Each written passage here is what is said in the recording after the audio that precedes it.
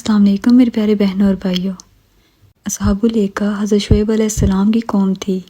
آئیے جانتے ہیں کہ ان میں ایسی کون سی برائی موجود تھی اور ان پہ اللہ تعالیٰ کا عذاب کیسے نازل ہوا۔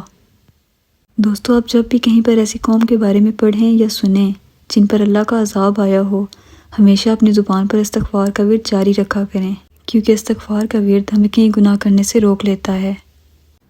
دوستو، حضرت شعیب علیہ السلام اللہ تعالیٰ کے ایک جلیل القدر پیغمبر تھے۔ آپ حضرت موسیٰ علیہ السلام کے سسر بھی تھے۔ آپ کو اللہ تعالیٰ نے طویل عمر عطا کی تھی اور آپ حضرت موسیٰ علیہ السلام کے وقت تک زندہ رہے۔ حضرت موسیٰ علیہ السلام جب مصر سے مدین کو گئے تو ان کی ملاقات حضرت شعیب علیہ السلام سے ہوئی۔ حضرت شعیب علیہ السلام کی 2 بیٹیاں تھیں، جن میں سے ایک کا نکاح حضرت موسیٰ علیہ السلام سے ہوا۔ اس واقعے کو سورہ قصص میں بھی بیان کیا گیا ہے۔ حضرت شعیب علیہ السلام اللہ تعالیٰ کے وہ واحد پیغمبر ہیں جنہیں 2 قوموں میں نبی بنا کر بھیجا گیا۔ پہلے آپ کو مدین کے لوگوں میں نبی بنا کر بھیجا گیا۔ مدین حضرت ابراہیم علیہ السلام کے بیٹے کا نام تھا۔ حضرت شعیب علیہ السلام کا شجرہ نسب کچھ یوں ہے: شعیب بن میکائیل بن یشجر بن مدین بن ابراہیم۔ حضرت شعیب علیہ السلام کی قوم غیر اللہ کی پرستش کرنے کے ساتھ ساتھ ناپ تول میں کمی بھی کرتے تھے۔ حضرت شعیب علیہ السلام کا لقب حتیب الانبیاء بھی تھا، کیونکہ آپ کو اپنی قوم سے خطاب کرنے میں کمال حاصل تھا۔ مدین ایک شہری قبیلہ تھا۔ حضرت شعیب علیہ السلام کی دوسری امت جنگل یا بن کے رہنے والے دیہاتی لوگ تھے، جن کو سورہ شعراء میں اصحاب الایکہ کہہ کر پکارا گیا ہے۔ یہ لوگ پیڑوں کی پوجا کیا کرتے تھے، اس لیے ان کو اصحاب الایکہ یعنی پیڑوں والے کہا گیا ہے۔ اصحاب الایکہ جنگلات، پہاڑوں اور پھلدار درختوں کے مالک تھے۔ ایکا جاڑی کو کہتے ہیں۔ ان لوگوں کا علاقہ سرسبز جنگلوں اور ہرے بھرے درختوں کے درمیان تھا۔ عربی زبان میں ایکا لفظ کا مطلب ایسی سرسبز و شاداب جھاڑیاں ہیں جو ہرے بھرے درختوں کی کثرت کی وجہ سے جنگلوں اور بنوں میں اگی رہتی ہیں اور جھنڈ کی شکل اختیار کر لیتی ہیں۔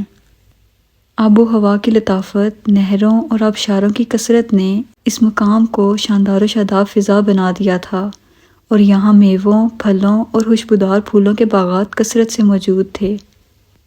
اگر ایک شخص آبادی سے باہر کھڑے ہو کر نظارہ کرتا تھا تو اسے یہی معلوم ہوتا تھا کہ یہ نہایت خوبصورت اور شاداب گھنے درختوں کا ایک جھنڈ ہے۔ یہ باتیں معلوم ہونے کے بعد مفسرین کو لگتا ہے کہ ان کی آبادی کا پتہ آسانی سے معلوم ہو سکتا ہے۔ یہ لوگ حجاز میں شام کے متصل ایسی جگہ آباد تھے جس کا ارض البلد افریقہ کے جنوبی صحرا کے ارض البلد کے مطابق پڑتا ہے۔ اصحاب الایکہ کا قرآن میں 4 مرتبہ ذکر موجود ہے۔ مفسرین کے اصحاب الایکہ اور مدین کے بارے میں مختلف رائے ہیں کہ مدین اور اصحاب الایکہ دونوں ایک ہی قبیلہ کے نام ہیں یا الگ الگ قبیلوں کے۔ بعض کا خیال ہے کہ دونوں جدا جدا قبیلے تھے۔ ابن کثیر کا خیال ہے کہ یہاں ایکا نام کا ایک درخت موجود تھا اور مدین کے لوگ چونکہ اس درخت کی پوجا کیا کرتے تھے، لہٰذا اسی نسبت سے مدین کو اصحاب الایکہ کہا گیا ہے۔ اصحاب الایکہ نسبی نام نہیں بلکہ مذہبی نام ہے۔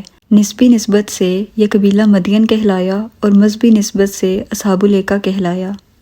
قرآن میں یہ واقعہ کچھ اس طرح سے مذکور ہے کہ ایکا والوں نے بھی رسولوں کو جھٹلایا، جبکہ ان سے شعیب نے کہا کہ کیا تمہیں ڈر خوف نہیں؟ میں تمہاری طرف امانت دار رسول ہوں۔ اللہ کا خوف کھاؤ اور میری فرما برداری کرو، ناپ پورا برا کرو، کام دینے والوں میں شمولیت نہ کرو، اور سیدھی اور صحیح ترازو سے تولا کرو۔ لوگوں کو ان کی چیزیں کمی سے نہ دو اور بے باکی کے ساتھ زمین میں فساد مچاتے نہ پھرو۔ انہوں نے کہا کہ تو ان میں سے ہے جن پر جادو کر دیا جاتا ہے، اور تو ہم جیسا ایک انسان ہے، اور ہم تو تجھے جھوٹ بولنے والوں میں سے ہی سمجھتے ہیں۔ اگر تو سچے لوگوں میں سے ہے تو ہم پر آسمان کے ٹکڑے گرا دے۔ بس اللہ تعالیٰ نے پھر ان کو عذاب سخت سے دوچار کروا دیا۔ یہ عذاب ان پر آگ اور زلزلے کی شکل میں نازل ہوا۔ حدیث مبارکہ میں آتا ہے کہ چونکہ اس قوم نے آسمان کے عذاب کا مطالبہ کیا تھا تو اللہ تعالیٰ نے ان پر جہنم کا ایک دروازہ کھول دیا، جس سے پوری آبادی میں شدید گرمی اور تپش پھیل گئی اور بستی والوں کا دم گھٹنے لگا۔ تو وہ لوگ اپنے گھروں میں گھسنے لگے اور اپنے اوپر پانی کا چھڑکاؤ کرنے لگے، مگر پانی اور سائے سے انہیں کوئی چین اور سکون نہیں ملتا تھا، اور گرمی کی تپش سے ان کے جسم جھلسنے لگے تھے۔ پھر اللہ تعالیٰ نے ایک بادل کا ٹکڑا بھیجا جو شامیانے کی طرح پوری بستی پر چھا گیا، اور اس کے اندر ٹھنڈک اور فرحت بخش ہوا تھی۔ یہ دیکھ کر سب لوگ گھروں سے نکل کر اس بادل کے شامیانے میں آ گئے۔ جب تمام لوگ بادل کے نیچے آ گئے تو ایک سخت زلزلہ آیا اور آسمان سے آگ برسی، جس میں سب ٹڈیوں کی طرح تڑپ تڑپ کر جل گئے۔ اس عذاب کو چھتری والا عذاب بھی کہا جاتا ہے، کیونکہ بادل نے چھتری کی طرح ان پہ سایہ کیا تھا۔ ان لوگوں نے اپنی سرکشی میں یہ کہا تھا کہ اے شعیب، ہم پر آسمان کا کوئی ٹکڑا گرا کر ہم کو ہلاک کر دو۔ چنانچہ وہی عذاب اس صورت میں اس سرکش قوم پر آ گیا اور سب کے سب جل کر راکھ کا ڈھیر ہو گئے۔ استغفر اللہ۔ دونوں قوموں نے یعنی مدین والوں نے اور اصحاب الایکہ نے آپ علیہ السلام کے ساتھ بدزبانی اور بے ادبی کی اور دونوں عذاب الہی سے ہلاک کر دی گئیں۔ مدین پر یہ عذاب آیا تھا کہ حضرت جبرائیل علیہ السلام کی چیخ اور چنگھاڑ کی ہولناک آواز سے زمین دہل گئی اور لوگوں کے دل خوف دہشت سے پھٹ کے رہ گئے اور سب کے سب ایسے ہی موت کے گھاٹ اتر گئے۔ استغفر اللہ۔ دوستو، دیکھا جائے تو ہر قوم پر عذاب دو وجہ سے آتا ہے۔ ایک تو وہ گناہ جس میں وہ قوم ڈوبی ہوتی ہے، اور دوسرا اس گناہ پر ہمیشہ ہٹ درمی، ضد اور اکڑ کی وجہ سے۔ اور اگر آج ہم دیکھیں تو ہم لوگوں نے پچھلی تمام قوموں کے گناہ اپنائے ہوئے ہیں۔ ناپ تول میں ہم کمی کرتے ہیں، مردوں کے ساتھ تعلقات بڑھتے جا رہے ہیں، جادو ہم لوگوں میں عام ہو چکا ہے، جھوٹ، حسد اور ہر برائی ایسے جیسے رچ بس گئی ہو ہمارے اندر۔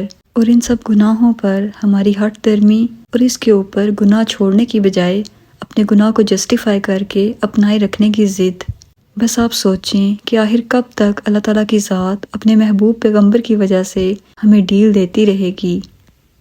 یہ ایسے گناہ ہیں جس کے عذاب سے رسول خدا صلی اللہ علیہ وسلم بھی ہمیں بچانا پسند نہیں فرمائیں گے۔ بس اللہ تعالیٰ سے دعا ہے کہ وہ ہمارے دل ہمارے اپنے حق میں نرم کر دے اور ان گناہوں کی لت سے ہمیں بچائے۔ آمین۔ دوستو، مجھے دعاؤں میں یاد رکھیے گا۔ ملتے ہیں اگلی ویڈیو میں۔ اللہ حافظ۔